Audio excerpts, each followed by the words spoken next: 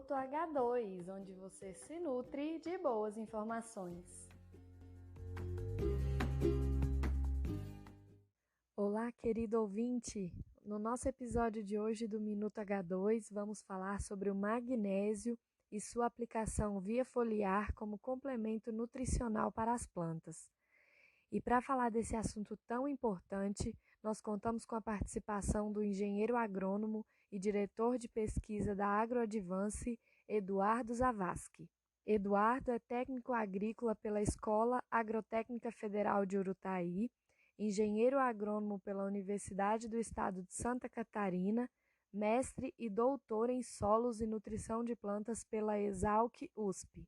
Ele também é responsável pela coordenação das pesquisas agronômicas, com ênfase em fertilizantes, fertilidade do solo e nutrição de plantas dentro da AgroAdvance, que é uma empresa que oferece cursos, treinamentos e desenvolvimento de pesquisa em prol do desenvolvimento do agronegócio.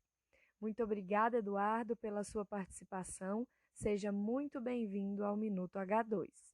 Olá, Marluce, muito obrigado pelo convite. É um grande prazer poder participar desse podcast com vocês.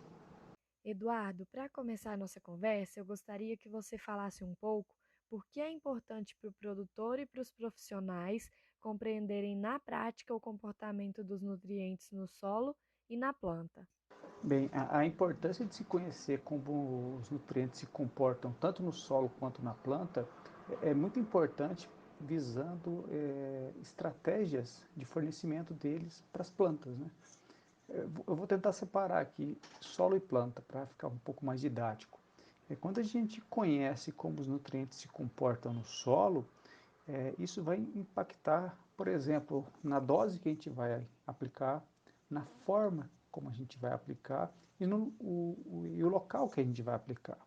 Eu vou citar dois exemplos clássicos, né? Por exemplo, fósforo e potássio. O fósforo, a gente sabe que ele é um nutriente altamente fixado no solo, nos nossos solos aqui tropicais, ou seja, o risco de lixiviação é baixo. Então, esse nutriente específico, ele pode ser aplicado de uma vez só, porque ele não vai correr riscos de lixiviação. Entretanto, como ele é muito absorvido, a dose aplicada é geralmente maior do que a planta necessita. Outra questão, como ele tem uma baixa mobilidade no solo, então eu tenho que aplicar ele de forma localizada, próximo às raízes. Por isso que, principalmente em solos com baixos níveis de fósforo, é muito importante a gente localizar esse fósforo, né? Colocar ele próximo às raízes. E de uma vez só, então seria de uma vez só, de forma localizada, em doses maiores. Já o potássio, que tem maior risco de lixiviação, por exemplo, né? Então, ou nitrogênio, qual que é a outra estratégia?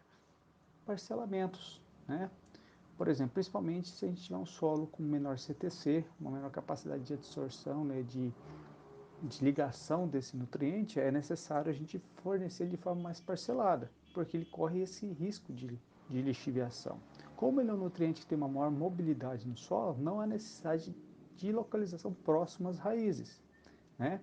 E geralmente, como ele tem essa questão de menor absorção, ou pequena parte dele vai se perder por lixiviação, não há uma necessidade de aplicar doses muito elevadas.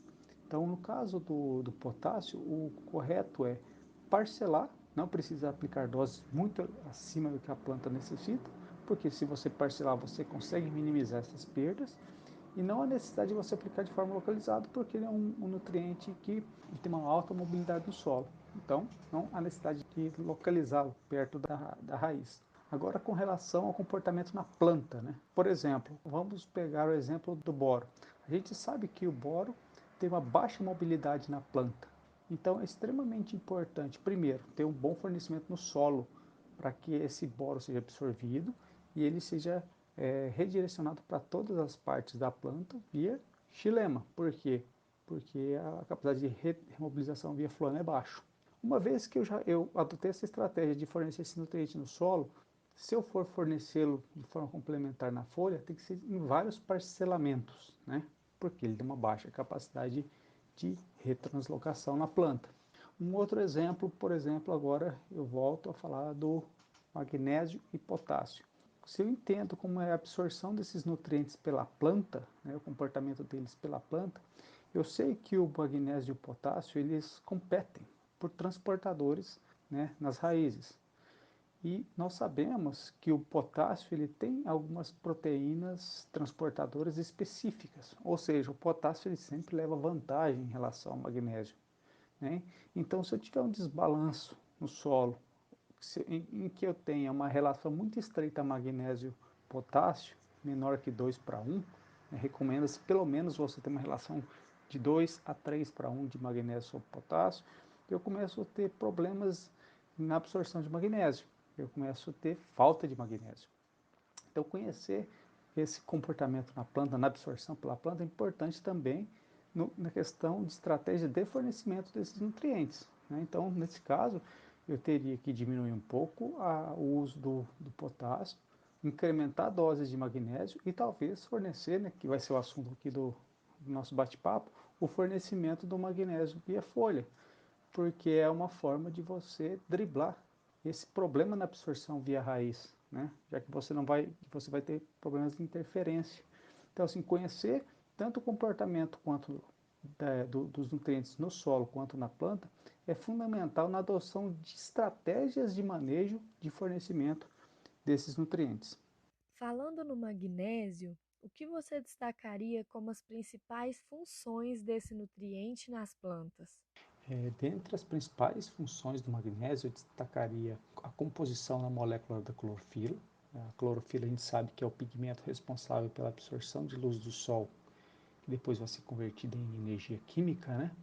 Então, a clorofila ela é composta por um íon central de magnésio, rodeado por 4 íons de nitrogênio ligado a alguns hidrocarbonetos.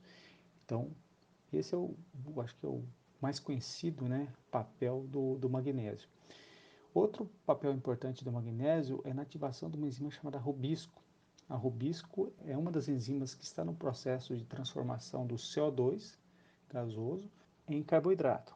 Então, sem magnésio ou com deficiência de magnésio, a gente tem uma baixa atividade dessa enzima, que é muito importante no processo fotossintético. Outro papel muito importante do magnésio é que ele é ativador de enzimas antioxidantes, né? Enzimas, a gente chama essas enzimas de faxineiras na planta. A planta, quando ela é submetida a estresse, ela produz radicais livres, né? E se ela produz esses radicais livres em excesso, isso pode ter problemas aí de morte celular e toda uma bagunça no metabolismo da planta.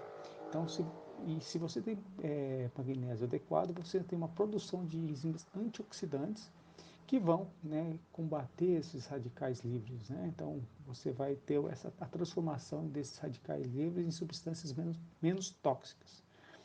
Então, outra função muito importante também do magnésio é na translocação de açúcares, né? Os açúcares produzidos lá nas folhas, no processo de fotossíntese, para eles serem remobilizados para outros órgãos, como as raízes, por exemplo, é necessário, o magnésio também tem um papel muito importante nesse processo.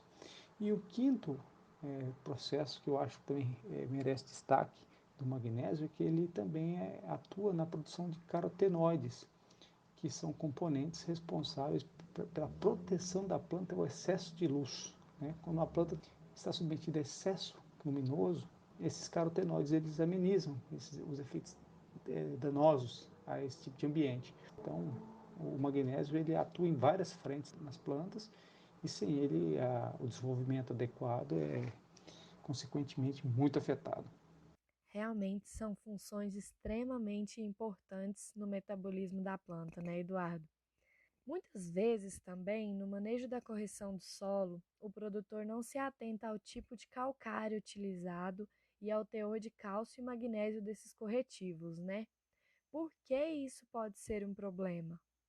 Essa é uma pergunta bem pertinente. É muito importante o produtor se atentar ao tipo de calcário, é, principalmente no que se diz ao teor de magnésio desses corretivos. Por quê? Porque é a principal forma de fornecimento de magnésio.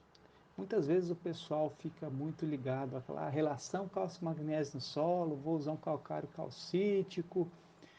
O que se tem de pesquisa sobre isso? A relação cálcio-magnésio desde que você tenha níveis adequados de cálcio e magnésio no solo. Quando eu digo níveis adequados, é aí, pelo menos um mínimo aí de 20 a 25 milimol de carga por decímetro cúbico de cálcio e 10 milimol de carga por decímetro cúbico de magnésio.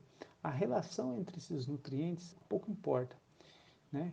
Então, muitas vezes a gente ouve, né, produtores preocupados com essa relação e começa a usar calcários com maiores teores de cálcio em detrimento do magnésio. Só que nós sabemos que o cálcio ele pode ser adicionado no solo por várias formas. Além do calcário, pode ser adicionado através do gesso agrícola, através de fertilizantes, como por exemplo os superfosfatos, né, simples e triplo, que tem cálcio. E o magnésio, geralmente, uma das principais formas de adição no solo é via calcário. Então é muito importante na hora da aquisição do calcário comprar corretivos que tenham o maior teor de magnésio possível. Não se preocupe com essa questão de relação cálcio-magnésio no solo. Porque, primeiro, isso não tem muita correlação com produtividade, isso já foi mostrado em vários trabalhos de pesquisa. E segundo, a principal forma de você adicionar o magnésio é via calcário. Então, sempre opte por corretivos calcários que tenham o maior teor de magnésio possível para aplicação em suas lavouras. Eduardo, o fornecimento de magnésio via foliar em diferentes estádios das culturas é uma prática que tem caído no gosto dos produtores, né? É claro que essa aplicação via foliar não deve ser utilizada como substituta às demais formas de fornecimento de magnésio, mas você considera que essa aplicação foliar é uma boa tomada de decisão como potencializador fisiológico para as plantas e como adubação complementar? A aplicação de magnésio via foliar tem crescido muito nos últimos anos, né? E acho que o principal fator que isso tem ocorrido é que o pessoal está observando ganhos de produtividade em função desse manejo. A gente observou isso, além de áreas comerciais, em trabalhos acadêmicos, né, trabalhos científicos. Inclusive, eu participei de um dos primeiros que teve aqui no Brasil, em 2013. Né, nós conduzimos esse trabalho com o grupo lá do grupo que eu participava lá na Exalc, que é o GAP, né, que é coordenado pelo professor Vitti e pelo professor Otto. Nós desenvolvemos um trabalho em Uberlândia, em que nós aplicamos o magnésio em duas épocas, né, e doses, né. E o que nós observamos? Incrementos de 5 sacos de soja e incrementos de 13 sacos de milho. As doses que deram as melhores respostas em soja foram por volta de 600 gramas por hectare de magnésio e em milho por volta de 900. Né?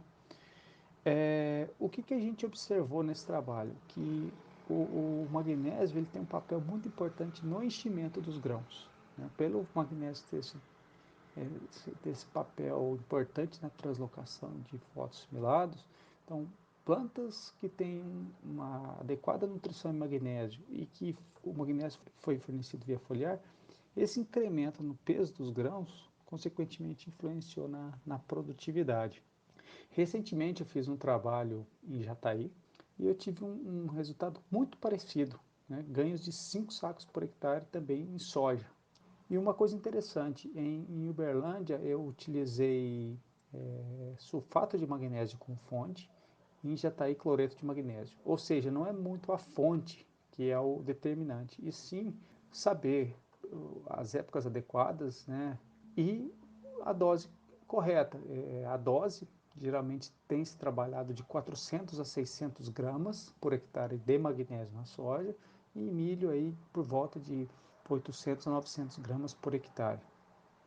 O professor André Reis, da Unesp, de Tupã, também tem trabalhado bastante com magnésio via folha e ele tem observado incrementos significativos na atividade das enzimas, né, como eu tinha mencionado na resposta anterior, e impacto na produtividade de plantas. Ou seja, a aplicação de magnésio via folha tem resultado em incrementos de produtividade e esses incrementos têm feito com que os produtores utilizem.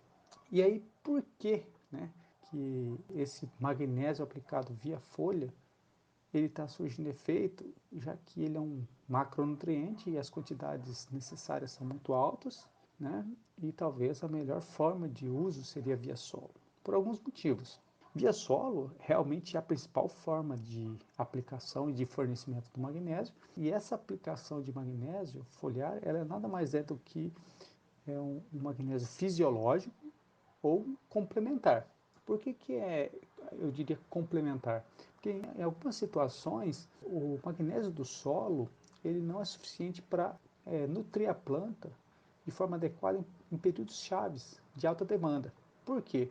Você pode ter um desbalanço no solo, né? Se a gente tem um solo que tem muito potássio, que realmente acontece em muitas situações, o produtor aplica muito cloreto de potássio, o cloreto de potássio é um fertilizante muito solúvel, de pronta disponibilidade.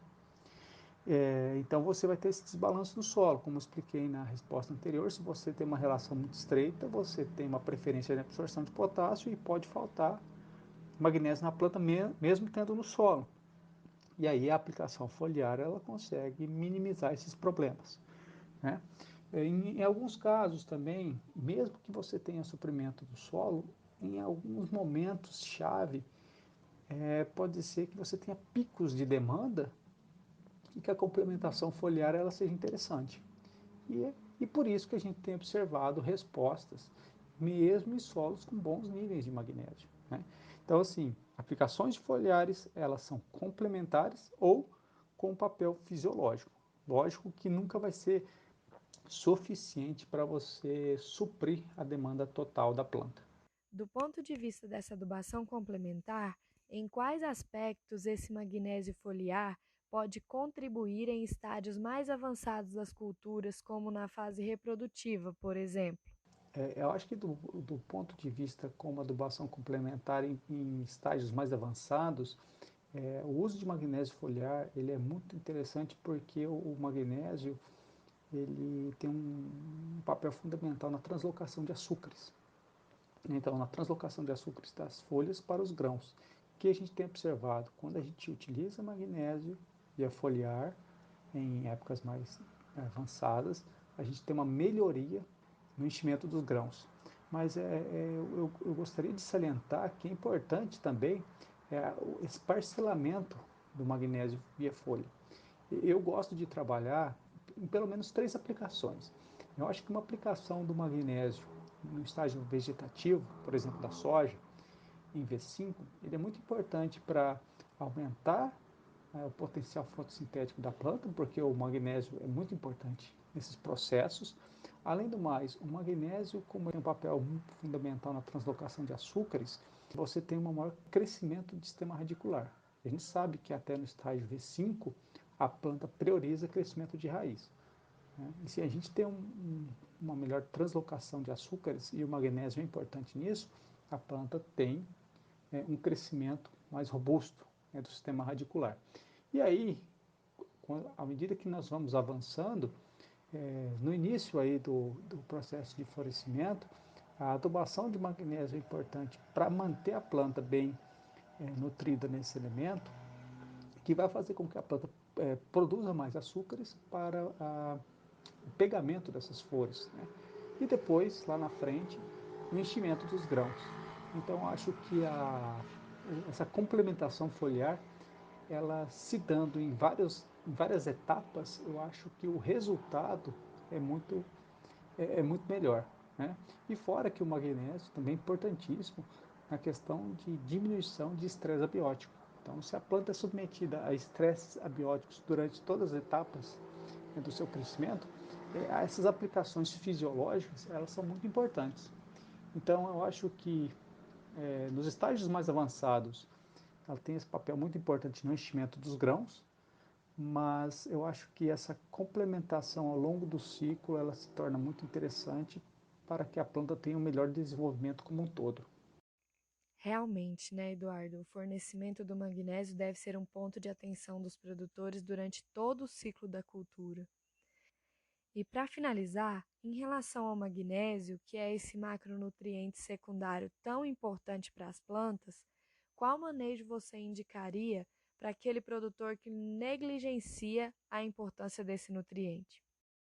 Eu acho que um bom manejo com magnésio seria, primeiro, um bom diagnóstico, né? Análise de solo.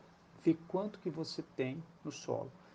Como eu já comentei anteriormente, uma quantidade mínima de magnésio no solo é por volta de 8 milimol de carga por decímetro cúbico, 0,8, né? Eu gosto de trabalhar no mínimo 10, né, milimol de carga ou 1 centimol de carga. Então, uma vez que você diagnosticou os seus níveis no solo, eles estão adequados, depois avaliar os níveis na folha, fazer análise foliar para ver se aquilo que está no solo está refletindo na folha, né? Ver balanços de magnésio e potássio, né? Ver se está adequado. Ou seja, a gente tem que ter uma relação em no mínimo de 2:1 de magnésio e potássio. Se isso não tiver de acordo, eu acho que, primeira coisa, se o solo está necessitando de calagem, se há necessidade de calagem, utilizar calcários que tenham o maior teor de magnésio possível. Outra questão, uma vez que você adequou o uso do calcário, é fazer essas complementações foliares para potencializar a planta a nível fisiológico. Então, assim, acho que o principal conselho que eu daria é bom diagnóstico, uso de corretivo com alto magnésio e adequação de aplicações pontuais de magnésio via folha. E por fim, né, Marluce, gostaria de agradecer a oportunidade aí a toda a equipe da H2, né, de a gente poder vir aqui falar um pouco sobre adubação foliar de magnésio, que eu acho que é um manejo que está crescendo muito e eu acho que é um manejo barato em vista dos benefícios que ele traz, né? As fontes aí que eu comentei são fontes extremamente baratas e que a sua aplicação tem resultado em ganhos bem significativos. Então, sempre vim aqui passar um pouco da nossa experiência, de uma felicidade muito grande, e a gente se coloca à disposição, tanto eu, Eduardo, como a AgroAdvance, à disposição de todo mundo que quiser aí conversar um pouco sobre nutrição vegetal. Obrigado e até uma próxima. Eu gostaria de agradecer, Eduardo, em nome da H2 AgroSciences, pela sua participação aqui com a gente no nosso podcast. Foi de grande valia toda a sua contribuição com esse conteúdo riquíssimo que você apresentou aqui pra gente. E o nosso episódio de hoje fica por aqui e eu volto com vocês na semana que vem com muito mais conteúdo de qualidade para você, ouvinte. Um forte abraço.